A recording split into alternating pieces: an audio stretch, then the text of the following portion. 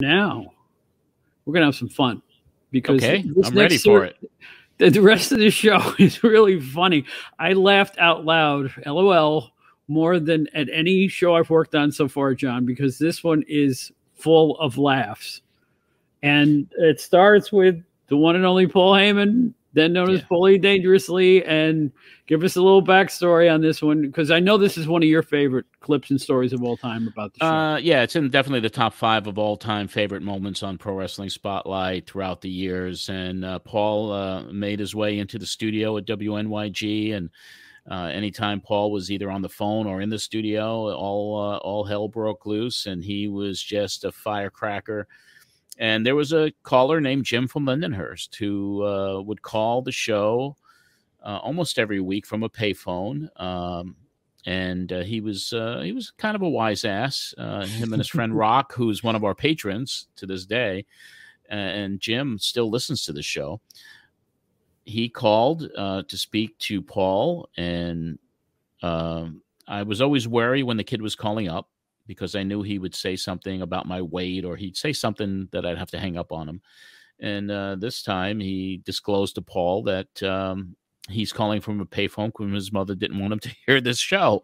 So, and then Paul takes it away, and it becomes one of the funniest bits in the history of Pro Wrestling Spotlight, with Paul and Jim's mother. And we'll talk about who his mother actually was after we hear the clip. Okay, so here we go, folks.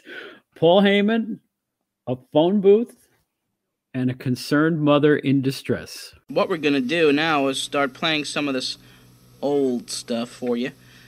Tape number 1, Dr. Whitefinger, is in the machine right now, and this is what Don Liebel was talking about. This took place back in 1989. Now, for those of you who are new listeners to the Pro Wrestling Spotlight, since we've come here to WGBB, obviously you haven't heard this particular segment, and let me just give you a little lead into it. Paulie Dangerously was in the studio, and kid Jim from Lindenhurst, who now lives down in Florida and still calls the show occasionally, from Florida, called from a payphone because his parents wouldn't let him listen to the program in the house. So Paulie took exception to that, and this is what happened. All right, let's take a call. Jim from Lindenhurst at 661-1440. You're on the air. Hey, John, how you doing? Hey, Jim, how are you? Pretty good. Look, I was wondering, how'd the Madison Square Garden card go last night? Well, I just gave the results out. About it. Sorry, I just came down to payphone to call you guys. Oh, a payphone? Yeah. What's wrong with your phone at your house? My parents think this is garbage and they won't let me call. Get your mom on the phone right now. Really, go home and get her mom on the phone. Hey, let's keep on. What's this guy's name? Jim? Jim from Lindenhurst. All right, you keep a line open for Jim. I want to talk to your mom, right? Go home and go get her on the phone. Now, go ahead. So, John, could you tell me who won? Ultimate Warrior or Andre the Giant? Ultimate Warrior pinned Andre after 8 seconds. Forget about the guard. Go home and get your mom on the phone. And all hell broke loose once Paulie finally got our caller's mom on the telephone. Okay, let's see what we got here. 661-1440. Hello, you're on the air. Hello? Yes? Is this Jim's mom? Yes, it is. Jim? Now, why won't you let Jim call up this radio station? Well, I don't care for wrestling. What? I think it's savage. It's savage? Yes.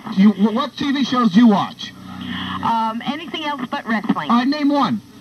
Name one? Name one.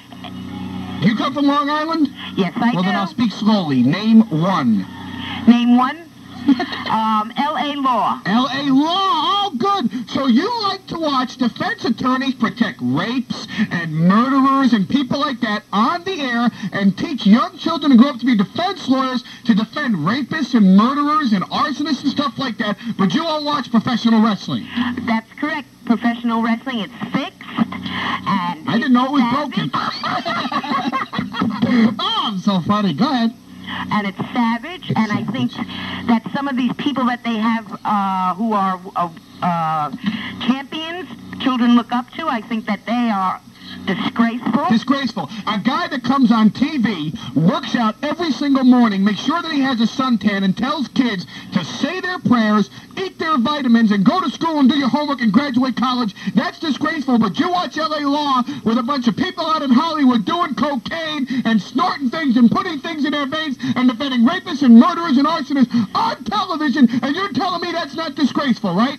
It's not as disgraceful as some of the champions you have up there. Saying your prayers and eating your vitamins and graduating college is more disgraceful than defending arsonists and doing cocaine on the set of a television show, right? How many of them do you get, champions, do you get up there saying to eat your vitamins and go to church? Hulk Hogan is on national television 8 times a week telling everybody, say your prayers, eat your vitamins, believe in a big man upstairs, go to college and finish and get your education before you ever think of becoming a professional wrestler, and you're telling me that none of them do it? You don't watch it, that's how. You're passing judgment on something that you never watched before. I have watched it. I think it's a disgrace. It's a disgrace? Yes. It's a disgrace. I think your speech is a disgrace. I think you're a disgrace raising a kid, not letting him call up a radio station to be on the air in Long Island, to be a hero in his high school because he got his voice on the airwaves to express his opinion on something which champions say your prayers, eat your vitamins, go to college, believe in a big man upstairs while you're sitting back watching some phony lawyer defending some arsonist or rapist or murderer on TV, goes up the air, snorts his schnoz full of cocaine, then goes picks up some floozy outside the studio and spreads AIDS all around Hollywood. I think you better calm down before you have a coronary. I don't need to have a coronary, sweetheart. If I wanted a coronary, I'd hang out with your kid. Anybody that comes home to a woman like you that professes to watch L.A. Law, which is a show about lawyers in Los Angeles, which is a rat-infested, poverty-stricken urban reality with pimps and drug dealers and mudslides and earthquakes, and the whole damn state is going right into the ocean, and you rather not let him watch some big, strong, 300-pound guy that works out in the gym every day, says his prayers, eats his vitamins, eats healthy food. All you are is quoting 1 or 2 wrestlers. How many more you want me to quote? Who spit, who act like animals. Turn on the news, sweetheart. That's reality. Turn on the news. You got people being shot on the highways. You got people who are afraid to walk down the streets of their own neighborhood. And you're telling me that some guy that spits on somebody else in athletic competition is a disgrace? You ever watch football? I went to a hockey game last night. They actually played hockey for 5 minutes. I went to the wrestling matches and a hockey game broke out. Come on! And you won't let your kid call up? Why would you let him call up? He watches it anyway. He knows the number of the show. He had to use He probably had pornography in his closet. You ever think of that? You're repressing emotions. All right, listen, we got to run here. Throw her off the air. Thanks for your call. Throw this witch Thanks for off the coming air. on the air. I hope somebody blows up your pumpkin on Halloween. Yeah, Paulie dangerously. He spits John. The rest is spit. Yeah. Oh my goodness. Yeah, that was crazy. Paul was in the studio because we had a Halloween party, ironically, that night. That we went to, the WNYG Halloween party at Wee Scotty's bar in West Babylon. But the caller, Jim, his mom refused to get on the line.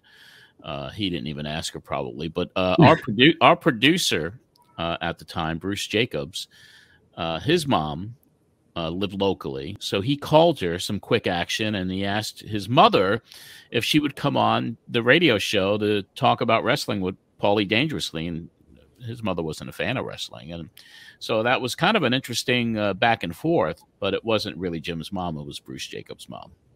I'll tell you what, she couldn't have done a better job. She did a great job. It's savage, I tell you, savage. It's savage. Yeah, she was a great lady, and she's no longer with us, and they love her kids love this clip because they remember it all these years later, and so they have copies of it, just to hear their mom's voice. And I'll tell you what, like you say, this is probably a top 5 clip because it is Paul absolutely losing his gourd, and it was beautiful to listen to. It was great. It was just spontaneous combustion, and it was one of the best segments in the history of the show.